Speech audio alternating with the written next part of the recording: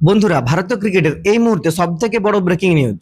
ভারতের টি-20 দল থেকে অধিনায়ক সূর্যকুমার যাদবকে বাদ দিতে চলেছে বিসিসিআই।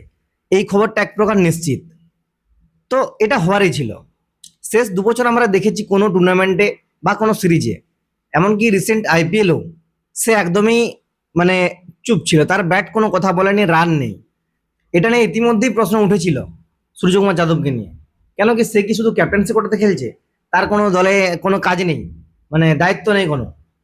হ্যাঁ, একটা সময় স্কাই দুর্দান্ত ফর্মে ছিল, দুর্দান্ত ব্যাট করেছে, তাকে নিয়ে এবি ডিভিলিয়ার্সের সঙ্গেও তুলনা হয়েছে। 360 ডিগ্রি ব্যাটসম্যান তাকেও বলা হয়েছে, এমনকি কেউ কেউ আবার তার চেয়েও ডিভিলিয়ার্সের থেকেও ভালো ব্যাটসম্যান বলেছে। এমনকি আইসিসি টি-20 র্যাঙ্কিংও নিজেকে 1 নম্বর র্যাঙ্কে নিয়ে গেছিল, কিন্তু সে তার সেই ফর্ম বেশি দিন কন্টিনিউ করতে পারেনি। সুতরাং এটা হবারই ছিল, এতে কোনো অবাক হওয়ার কিছু নেই। একটা প্লেয়ার রান না করে বেশি দিন খেলতে পারে না, বিশেষ করে ভারতের দলের মতো, যেখানে অজস্র অপশন। প্রায় কত প্লেয়ার ইতিমধ্যে স্কোয়াডে আছে, চান্স পায় না।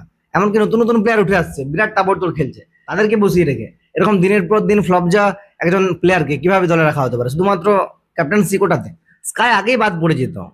হয়নি, তার একটাই কারণ, গৌতম গম্ভীর। মানে গৌতম গম্ভীর ফুল সাপোর্ট দিয়ে তার ইচ্ছা অনুযায়ী স্কাইকে এতদিন পর্যন্ত ভারত দলের অধিনায়ক রাখা হয়েছিল। এখন গৌতম গম্ভীর নিজেও কিন্তু হাত তুলে নিয়েছে ভাই, যে না, স্কাইকে দিয়ে আর চলবে না।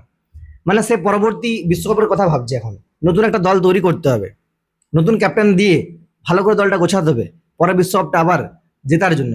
এখন সব থেকে বড় প্রশ্ন, অধিনায়ক তাহলে কি হবে? যদিও বিভিন্ন খবর অনুযায়ী শ্রেয়স আর দলে আসতে চলেছে এবং ভারতের তিনিই ক্যাপ্টেন হবেন। মানে সব থেকে এগিয়েছেন শ্রেয়স, তবে ক্যাপ্টেন হওয়ার দৌড়ে এগিয়ে আছে তিলক এবং ঈশানও। সঞ্জুও হয়তো হতে পারে। এখন দেখার বিষয় ক্যাপ্টেন কাকে করা হয়। তোমাদের মতে ভারতের অধিনায়কত্ব কাকে দেওয়া উচিত? কে বেস্ট অপশন হবে অধিনায়কের জন্য? অবশ্যই নিজেদের মতামত কমেন্ট করে জানাও।